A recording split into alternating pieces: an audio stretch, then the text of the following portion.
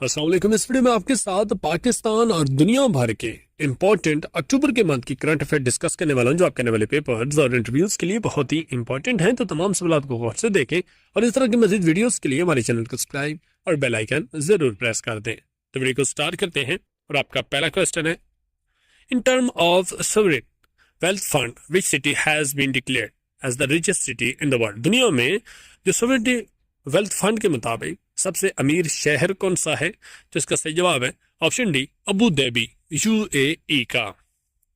Abu Dhabi खुद मुख्तार दौलत fund के असासों के लिहाज से दुनिया का अमीर तरीन शहर करार दिया गया है, जिसका इंतजाम जो है उसके मुख्तलिफ खुद मुख्तार दौलत फंड के जरिए 1.7 ट्रिलियन डॉलर है, जैसे कि इदारों के असासे ADQ, मुबादला, ADIA इसमें शामिल हैं।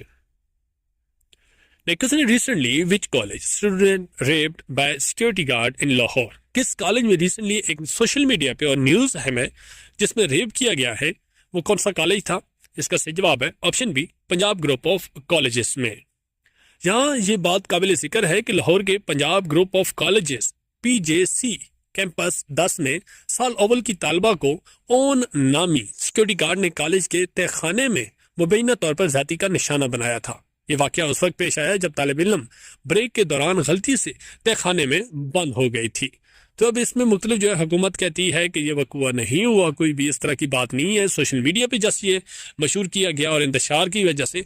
लेकिन वहाँ पे जो इंतज़ामिया और वहाँ पे जो स्टूडेंट्स हैं वो प्रोटेस्ट कर रहे हैं मुख्तलिफ शहरों में कि ये वारदात हुई है, लेकिन हुकूमत इसको दबाना चाह रही है। अब हकीकत क्या है वो आगे जो नेक्स्ट वीडियोज़ हैं उनमें शेयर की जाएगी।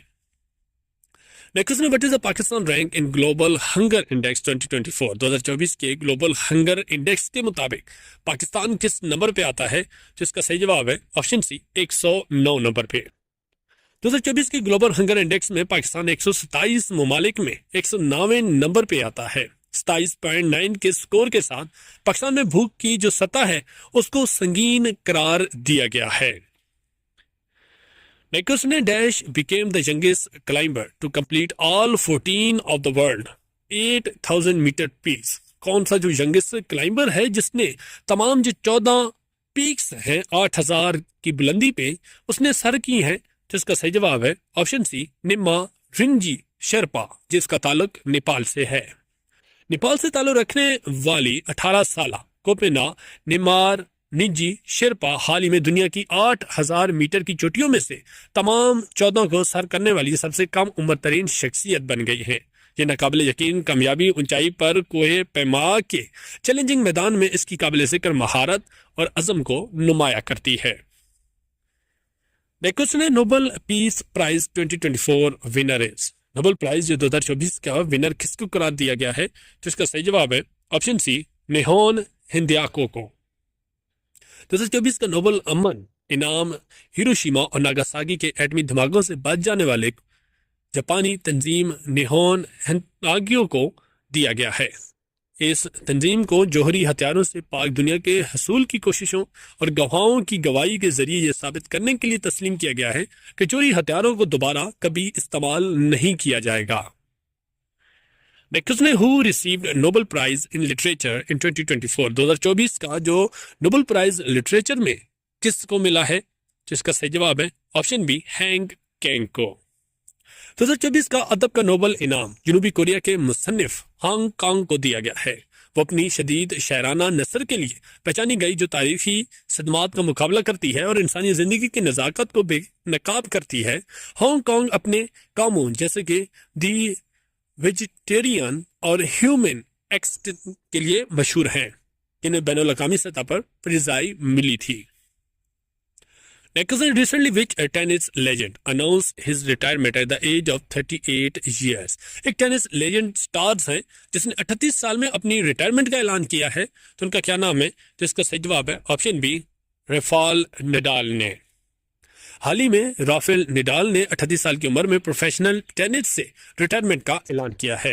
वो नवंबर 2024 में डेवोस कप के फाइनल में हिस्सा लेने के बाद बाज़ाब्ता तौर पर रिटायर हो जाएंगे और 22 बार के जो ग्रैंड स्लैम चैंपियन नडाल जो है का एक शानदार करियर रहा है। खासतौर पर क्ले कोर्ट्स पर उनका गलबा था। Next ने how many Grand Slams title won by the Rafael Nadal in his entire tennis career? जो अपने राफेल नडाल ने अपनी करियर में जो टाइटल्स अपने नाम लिए थे वो कितने थे, उनकी तादाद क्या थी? जिसका सही जवाब है ऑप्शन सी 22। राफेल नडाल ने अपने शानदार टेनिस करियर में कुल 22 ग्रैंड स्लैम टाइटल जीते हैं, जिनकी ग्रैंड स्लैम फतवाद में शामिल हैं। सबसे पहले ऑस्ट्रेलियन ओपन 2 मरतबा उन्होंने टाइटल अपने नाम किया 2009 और 2022 में। फ्रेंच ओपन 14 बार अपना नाम किया है टाइटल, 2005 में, 2006, 2007, 2008, 2010, 2011, 2012, 2013, 2014, 2017, 18, 19, 20, 22। तो ये 14 बार फ्रेंच ओपन जो टाइटल है उन्होंने अपने नाम किया। फिर है विमिल्टन 2 मरतबा उन्होंने अपने नाम किया 2008 और 2010 में। फिर यूएसओ ओपन जो टाइटल है वो 4 मरतबा 2010, 13, 17 और 19 में। और ख़ास तौर पर क्ले कोर्ट्स पर नडाल के गलबे ने इन्हें तारीख के अजीम तरीन टेनिस खिलाड़ियों में से एक बना दिया है। Next ने recently which country has formed a 9-member constitution reform commission to propose a reform within 90 days? किस मुल्क में 9 मेंबर कॉन्स्टिट्यूशन एक बनाया गया रिफॉर्म कमीशन, जिसका मकसद है कि 90 दिन के अंदर अंदर एक जनरल इलेक्शन कराने हैं। ये मुल्क किस मुल्क में बना है? तो इसका सही जवाब है ऑप्शन बी बांग्लादेश में। हाल ही में बांग्लादेश ने 9 रुकनी आईनी इस्लाहियाती जो कमीशन है वो तश्कील दिया है। और ये जो कमीशन है नोबेल इनाम याफ्ता मोहम्मद यूनुस की सरबराही में अबूरी हुकूमत के क़याम किया था, जिसका मकसद 90 दिनों के अंदर मुल्क के ऐन में ज़रूरी तरमीम का जायजा लेना और तजवीज़ करना है।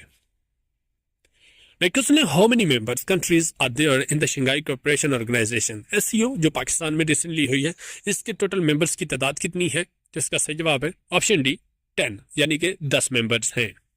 2024 तक शंघाई तावन तंजीम के 10 रुकन ममालिक हैं। ये ममालिक हैं जिसमें चीन, इंडिया, कजाकिस्तान, किर्गिज़स्तान, पाकिस्तान, रूस, ताजिकिस्तान, उज़्बेकिस्तान, ईरान जो कि 2023 में शामिल हुआ, बेलारूस जो कि 2024 में शामिल हुआ है। Next who is the current prime minister of Sri Lanka? Sri Lanka के मौजूदा जो वजीर आजम हैं उनका नाम क्या है? जिसका सही जवाब है ऑप्शन ए हेरिनी एमरासूरिया।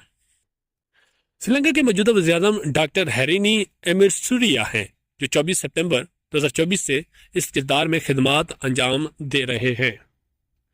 नेक्स्ट ने which of the following country has recently banned beggars and walkie-talkie on all flights after Dubai?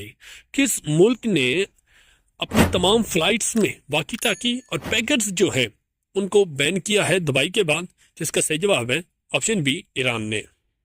Dubai के बाद ईरान ने हाल ही में तमाम परवाजों में पैचर्स और वाकी टाकी पर पाबंदी लगा दी है। ये इकदाम सिक्योरिटी के बढ़ते हुए खदशात और इन अलाज से मुतल्लिक वाक़यात के बाद किया गया है, क्योंकि रिसेंटली इन्हीं की वजह से एक न्यूज़ आई है जो ईरान के सदर की डेथ हुई थी, तो वो भी पैचर या वाकी टाकी की वजह से हुई है। और इसके अलावा जो लेबनान में हुआ, जिसमें सेम टाइम पे वाकी टाकी एक दिन और इस सेम टाइम पे जो पैचर्स हैं वो डिवाइसेस तमाम जो है एक्सप्लोड हुई थी, जिसकी वजह से काफ़ी ज़्यादा नुकसान हुआ, डेथ हुई और ज़ख्मी भी हुए। तो इस वजह से ये बैन किया जा रहा है तमाम तर। ये एक डिवाइस होती है जिससे सीक्रेट मैसेज किया जाता है, इस पर कोई कॉल्स या इस तरह की नहीं होती, जैसे एक फ्रिक्वेंसी होती है रेडियो की वेव्स के जो एक दूसरे से रब्ता किया जाता है। नेक्स्ट ने who is the oldest presidential nominee in the US after Biden drop out? Biden के बाद यूएस में जो प्रेसिडेंशियल सदारती नॉमिनी में सबसे जो ज्यादा उम्र वाले हैं वो कौन है? तो इसका सही जवाब है option B Donald Trump. Biden की दस्तबरदार होने के बाद ट्रंप फौरी तौर पर अमेरिकी तारीख के सबसे पुराने सदारती उम्मीदवार बन गए हैं। इनका मुकाबला दोबारा जो है तरतीब दिया गया है। Next who is the chair of the Norwegian Nobel committee 2024? जो नॉर्वेगियन नोबेल कमेटी है उसको कौन चेयर कर रहा है? तो इसका सही जवाब है option A Jorgen Watne Frydnes. Norway की नोबेल कमेटी के सरबराह जोरेन वैन फ्रेंटिस ने जो राइट्स को बताया है कि तनाज़ात से दो चार दुनिया में हम जोरी हथियारों के इस्तेमाल के खिलाफ बैनुल-अक़वामी असूल और जोरी ममनुओं को मजबूत बनाने की अहमियत को उजागर करना चाहते हैं। और 2024 के तमाम 6 नोबेल इनाम याफ्ता का अब ऐलान भी कर दिया गया है। नेक्स्ट ने hurricane Merton made landfall in which country on October 9, 2024? 9 अक्टूबर 2024 को एक मुल्क में जिसका नाम था हरिकेन मेल्टन, जिसने काफ़ी ज़्यादा नुकसान किया, वो किस मुल्क में आया? जिसका सही जवाब है option A the United state of America में। समुद्री तूफान मेल्टन ने 9 अक्टूबर 2024 को खासतौर पर सिस्टियाकी फ्लोरिडा के करीब रियासत मुत्तहिदा में लैंडफॉल किया है। ये अंदरून मुल्क मुंतकिल होते ही कमजोर होने से पहले कैटेगरी 3 के तूफान के तौर पर टकरा गया है और इससे काफी ज्यादा हलाकतें और काफी ज्यादा नुकसान हुआ है। Pakistani leader address the international forum in Ashgabat Turkmenistan. Turkmenistan के जो कैपिटल है अशखबाद में कौन से पाकिस्तानी लीडर है जिसने एड्रेस किया? जिसका सही जवाब है ऑप्शन डी, आसिफ अली जरदारी, जो पाकिस्तान के मौजूदा सदर हैं। सदर आसिफ अली जरदारी ने तुर्कमानिस्तान के शहर अशखबाद में बैनुल-अक़वामी फोरम से खिताब किया। उन्होंने ज़माने और तहजीबों का बाहमी ताल्लुक, अमन और तरक्की की बुनियाद के उन्वान से एक फोरम से खिताब किया जो मरूफ तुर्कमान मुफक्किर, शायर, फलसफी और मुक्तगिली फरागी के 300वें यौम पैदाइश के मौके पर मुनक्किद किया गया था। Which organization has been awarded Nobel Prize in Peace 2024? कौन सी ऑर्गेनाइजेशन है जिसको नोबेल प्राइज मिला है अमन के लिहाज से 2024 का? जिसका सही जवाब है ऑप्शन डी, निहोन हिंदियाको को। 2024 का नोबेल जो अमन इनाम हिरोशिमा नागासाकी से एटम बम से बच जाने वाले जापानी तंजीम निहोन हिंगियाको को दिया गया। ये तंजीम जिसे जापान कन्फेडरेशन ऑफ ए और एच बॉम्ब सोफ्राजेक्शन के नाम से भी जाना जाता है, जोरी हथियारों से पाक दुनिया के हसूल के लिए इनकी कोशिशों और गवाही के जरिए ये साबित करने के लिए तस्लीम किया गया है कि जोरी हथियारों को दोबारा कभी इस्तेमाल नहीं किया जाना चाहिए। Which space agency has recently launch Europa climber mission? कौन सी स्पेस एजेंसी है जिसने रिसेंटली लॉन्च किया है यूरोपा क्लाइंबर मिशन को? जिसका सही जवाब है ऑप्शन सी, नासा ने। यूरोपा क्लाइंबर मिशन को हाल ही में नासा ने शुरू किया और इस मिशन का जो मकसद है वो मिस्त्री के बर्फीले चांद यूरोपा को तलाश करना है, जिसके बारे में ख्याल किया जाता है कि एक ज़ेर ज़मीन समुंदर है जो कि मुमकिन तौर पर जिंदगी को सहारा दे सकता है। Next, who become the first South Korean women to win Nobel prize 2024 in the field of literature? पहली साउथ कोरियन खातून जिसको नोबेल प्राइज मिला है लिटरेचर में, उनका नाम क्या है? जिसका सही जवाब है ऑप्शन सी, हैंग कांग को। 2024 में अदब का नोबेल इनाम जीतने वाली जनूबी कोरिया की पहली खातून हैंग कांग है। उसे इसकी शदीद शायराना नसर के लिए एजाज दिया गया जो तारीखी सदमात का मुकाबला करती हुई इंसानी जिंदगी की नज़ाकत को बेनकाब करती है। और हैंग कांग अपने जो कामों जैसे दी वेजिटेरियन और ह्यूमन एक्सटेस के लिए मशहूर है, जिन्हें बैनुल-अक़वामी सतह पर रज़ाई मिली थी। The international day of the girl child is celebrated every year on? जो बच्चियां होती हैं उनका आलमी एक दिन मनाया जाता है किस डेट को? इसका सही जवाब है ऑप्शन डी, 11 अक्टूबर को। बच्चों का आलमी दिन हर साल 11 अक्टूबर को वो मनाया जाता है। तो ये हमारे तो इम्पोर्टेंट और लेटेस्ट दुनिया भर और पाकिस्तान के करंट अफेयर थे जो आपके साथ डिस्कस किए गए हैं। इसके अलावा अगर वीडियो हमारी पसंद आई है तो कमेंट में ज़रूर बताया करें, इससे हमें मालूम होता है कि आपको जो हमारी वीडियो है वो कितनी मुफीद रही है।